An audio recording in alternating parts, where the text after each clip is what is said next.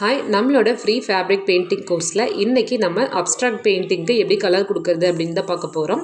அதுக்கு முன்னாடி நீங்கள் நம்ம ஃப்ரீ கிளாஸை நீங்கள் யூஸ் பண்ணிகிட்டு இருக்கீங்க அப்படின்னா நீங்கள் வாட்ஸ்அப் குரூப்லேயும் ஆட் ஆகிக்கலாம். நீங்கள் பண்ணுற உங்களோட ஒர்க்ஸை நீங்கள் எங்களுக்கு சென்ட் பண்ணி அதோட ஃபீட்பேக்ஸ் என்ன அப்படின்னு கூட நீங்கள் கேட்டு தெரிஞ்சுக்கலாம். உங்களுக்கான ஃபுல் சப்போர்ட்டும் நாங்கள் கொடுப்போம். அப்ஸ்ட்ராக்ட் பெயிண்டிங் அப்படின்றது ஒரு நம்ம ஷேப்ஸ், இந்த சர்க்கிள், ஸ்கொயர், ரெக்டாங்கிள் எல்லாம் இருக்குது இல்லையா, அதை வச்சுட்டு நம்ம ஒரு பிக்சர் வந்து நம்ம ட்ரா பண்ண முடியும். நீங்கள் நிறைய பார்த்துருப்பீங்க. நம்மளோட கிளாஸ்லேயே வந்து ஆல்ரெடி ஒரு ஜாரும் ஒரு டம்ளரும் இருக்கிற மாதிரி நம்ம ஒரு அப்ஸ்ட்ராக்ட் பெயிண்ட் வரைஞ்சிருப்போம். அதில் வந்து பார்த்திங்கன்னா நம்ம டைரெக்டாக கலர் மட்டும் நம்ம கொடுத்துருப்போம். இப்போ இந்த பெயிண்டிங்கில் நம்ம என்ன பண்ணுறோம் அப்படின்னா, கீழே அந்த லோட்டஸ்க்கும் அந்த டக்குக்கும் வந்து நம்ம டேஞ்சூர் ஸ்டைலில் அந்த மாதிரி பெயிண்ட் வந்து ட்ரெடிஷ்னலாக ஒரு பெயிண்டிங் எப்படி பண்ணுவாங்களோ அந்த மெத்தட் வந்து நம்ம ஃபாலோ பண்ணி இதுக்கு பண்ணியிருக்கோம். லோட்டஸ்க்கு ஃபுல்லாக ஒயிட் கொடுத்துட்டு உள்ளே ஃபஸ்ட்டு, அதுக்கு மேலே ஒரு பாதி வரைக்கும் மட்டும் எல்லோ கொடுத்துட்டு, அதுக்கு மேலே அவுட்லைனுக்கு நம்ம பிங்க் கொடுத்துட்டு அதை வந்து உள்ளே அப்படியே ஷேட் பண்ணி விட்டு எல்லோ கூட மெர்ஜ் பண்ணிக்கிறோம்.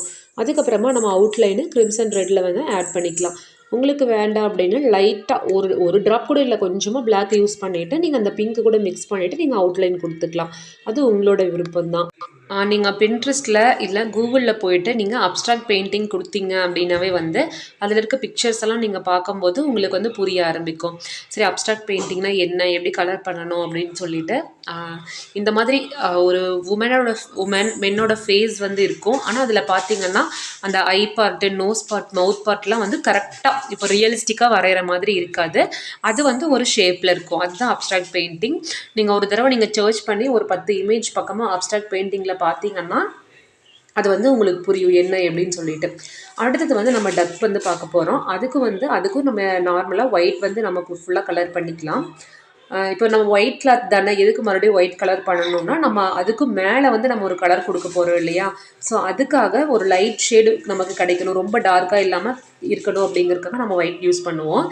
டக்குக்கு வந்து ஏன் ஒயிட் கொடுக்குறோன்னா ஒயிட் கலரில் வந்து நமக்கு டக் தெரியணும் அப்படின்றதுக்காக. வெறும் ஒயிட் கொடுத்தா நல்லா இருக்காது அப்படின்றதுக்காக நம்ம லைட்டாக ப்ளூவில் அவுட்லைன் கொடுத்துட்டு அதை வந்து உள்ளே வந்து அப்படியே ஷேட் பண்ணி விட்டுறோம். இப்போ இந்த டக்குக்கும் அதே மாதிரி ப்ளூ கலரில் அவுட்லைன் கொடுத்தாச்சு. அவுட்லைனில் கொடுத்ததுக்கப்புறமா அந்த அவுட்லைனில் இருந்தே வந்து நம்ம அந்த கலரை உள்ளே வந்து ஸ்ப்ரெட் பண்ணி விடலாம். இல்லை நீங்கள் ஆல்ரெடி நான் கொடுத்த ப்ளூ கலர் வந்து ட்ரை ஆகிடுச்சு, எனக்கு ஸ்மெச் பண்ண உள்ளே ஷேட் பண்ண வரல அப்படின்னா லைட்டாக வந்து தண்ணியில் ப்ரெஷ்ஷை தொட்டுட்டு அதுக்கப்புறம் அந்த தண்ணி வந்து ஃபுல்லாக நீங்கள் ஒரு ட்ரை கிளாத் வச்சு எடுத்துகிட்டு அதுக்கப்புறமா நீங்கள் ஷேட் பண்ணிங்க அப்படின்னா கொஞ்சம் நீட்டாக அழகாக நமக்கு வந்து அவுட்புட் கிடைக்கும். உள்ளே ஃபுல்லாக அந்த ப்ளூ கலர் வந்து உள்ளே மிக்ஸ் ஆகிட்டு ஒயிட் கூட நல்லா மிக்ஸ் ஆகிட்டு ஒரு நல்ல பிக்சர் கிடைக்கும். அதுக்கப்புறமா அது உங்களுக்கு ஓகே, அந்த ஷேடிங் ஓகே அப்படின்னு தோணுச்சு அப்படின்னா அதுக்கு பிறகு நீங்கள் அந்த ப்ளூலேயே வந்து நீங்கள் அவுட்லைன் கொடுத்துக்கலாம். இப்போ பார்த்திங்கன்னா நம்ம நல்லா ட்ரை ஆகிடுச்சு. அதனால் தண்ணியில் ப்ரெஷ்ஷை வந்து தொட்டுட்டு கொஞ்சம் ட்ரை கிளாத் வச்சு தொடச்சிட்டு அதுக்கப்புறமா உள்ளே இருக்க கலரை வந்து நல்லா வந்து உள்ளே ஷேட் பண்ணி விட்டுட்ருக்கோம். இப்போ நீங்கள் வந்து இதுக்கு முன்னாடி நீங்கள் இந்த மாதிரி ஷேடிங்லாம் யூஸ் பண்ணதில்லை அப்படிங்கும்போது நமக்கு என்ன ஆகும் அப்படின்னா, நமக்கு நார்மலாக நம்ம ட்ரா பண்ணுற லோட்டஸே வந்து நமக்கு நல்லா வராத மாதிரி ஒரு ஃபீல் ஆகும். ஸோ நீங்கள் அதுக்கெலாம் ஒரே பண்ணிக்க வேண்டாம். ஏன்னா நம்ம ஃபைனல் கிளாஸில் வந்து நம்ம இந்த டேஞ்சூர் ஸ்டைலில் வந்து ஒரு பிக்சரை நம்ம கம்ப்ளீட் பண்ணும்போது நம்ம கிளாஸ் ஃபுல்லாக கம்ப்ளீட் பண்ணிக்கும்போது உங்களுக்கு சூப்பரான ஒரு அவுட்புட் வந்து கிடைக்க ஆரம்பிச்சிடும். ஸோ அதனால் நீங்கள் இப்போ வந்து நல்லா வரல அப்படின்னு சொல்லிட்டு நீங்கள் ஃபீல் பண்ண வேண்டாம். இப்போ நம்ம அப்ஸ்ட்ராக்ட் பெயிண்டிங்கே வந்து நம்ம இது பண்ணியிருக்கவே அவசியம் இல்லை. ஏன்னா நம்ம ரோஜா தாமரை பூக்கெல்லாம் வந்து நம்ம அப்படியே ஃபுல்லாகவே வந்து ஒரு பிங்க் கொடுத்துட்டு அதுக்கு மேலே ஒரு டார்க்கில் அவுட்லைன் கொடுத்துட்டு அதே போல் டக்குக்கும் வந்து பார்த்திங்கன்னா ஒரு ஒயிட்டோ இல்லை ப்ளூவோ கொடுத்துட்டு நம்ம விட்டுருக்கலாம்.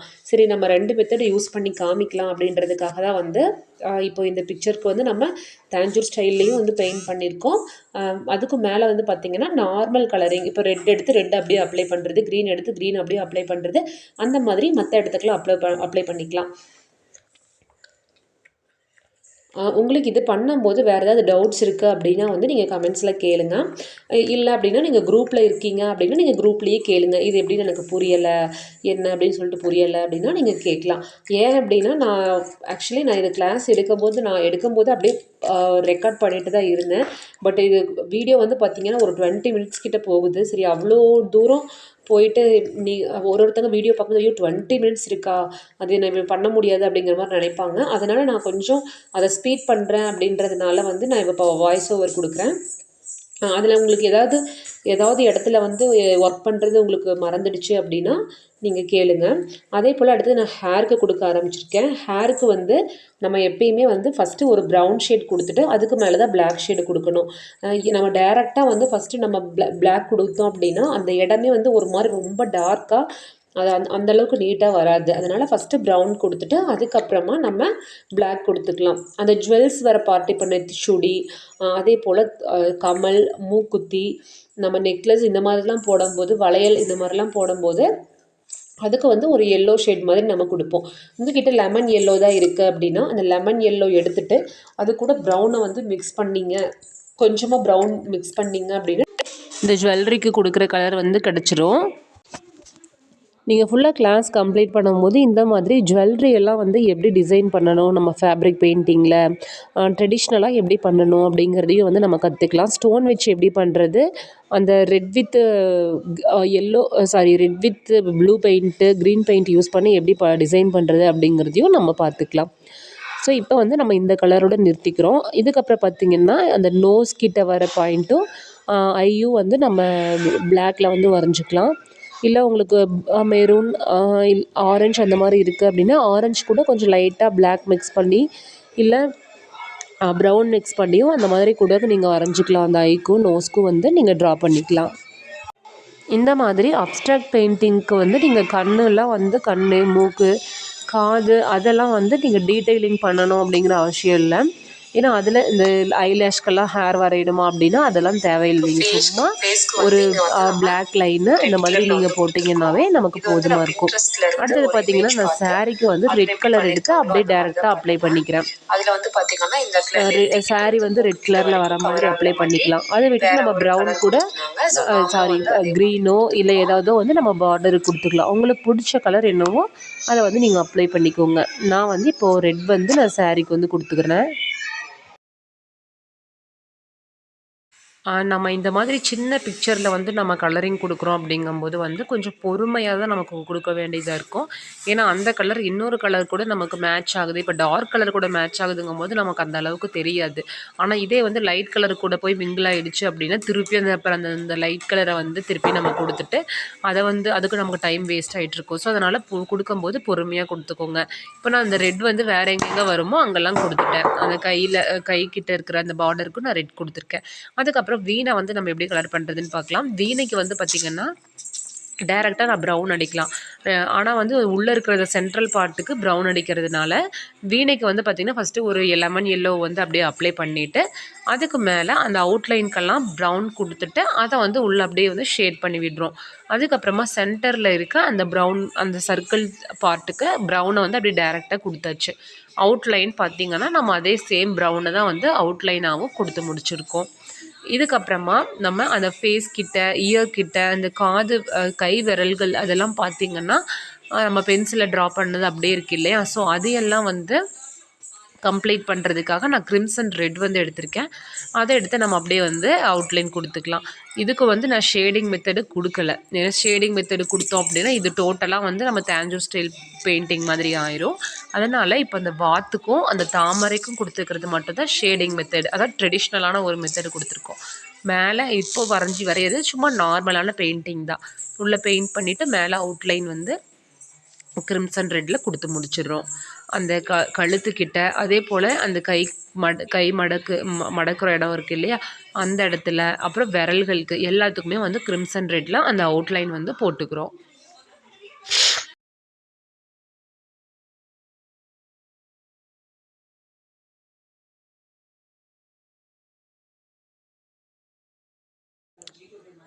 உங்களுக்கு வந்து இந்த மாதிரி பிக்சர் வந்து ஒரு 2 பிக்சர் 3 பிக்சர் போட்டு நீங்கள் ப்ராக்டிஸ் பண்ண வந்து அது உங்களுக்கு அந்த ஃப்ளோ வந்து கரெக்டாக அழகாக வர ஆரம்பிச்சிடும்.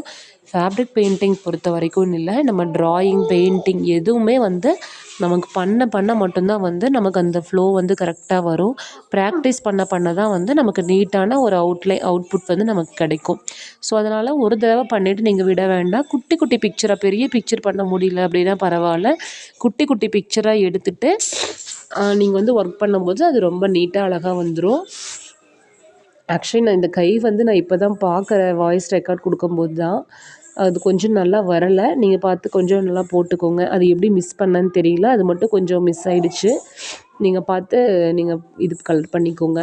கரெக்டாக அந்த அவுட்லைனில் வந்து அவுட்லைன் கொடுக்கும்போது எங்கெங்கே அவுட்லைன் வரும் அப்படின்னு சொல்லிட்டு பார்த்துட்டு நீங்கள் கொடுத்துக்கோங்க. அதுக்கப்புறமா நம்ம மீதி இருக்கிறது பார்த்திங்கன்னா இந்த ப்ளவுஸு, அதுக்கப்புறம் பார்டர், இதெல்லாம் உங்களுக்கு பிடிச்ச கலர், உங்களுக்கு என்ன கலர் வேணுமோ அந்த கலரில் வந்து நீங்கள் போட்டுக்கலாம்.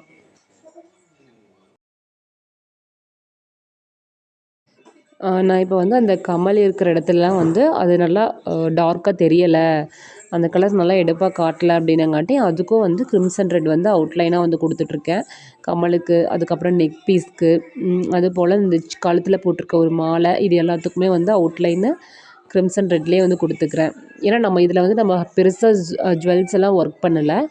நம்ம வந்து நம்ம ஃப்யூச்சரில் வர கிளாஸில் வந்து நம்ம ஜுவல் மேக்கிங் எப்படி, ஜுவல் பெயிண்டிங்லாம் எப்படி பண்ணுறது அப்படின்னு சொல்லிட்டு நான் அதில் வந்து கிளியராக சொல்கிறேன். பெயிண்டில் வச்சு எப்படி பண்ணுறது, ஸ்டோன்ஸ் வச்சு எப்படி பண்ணுறது அப்படிங்கிறதெல்லாம் நம்ம அதில் பார்த்துக்கலாம்.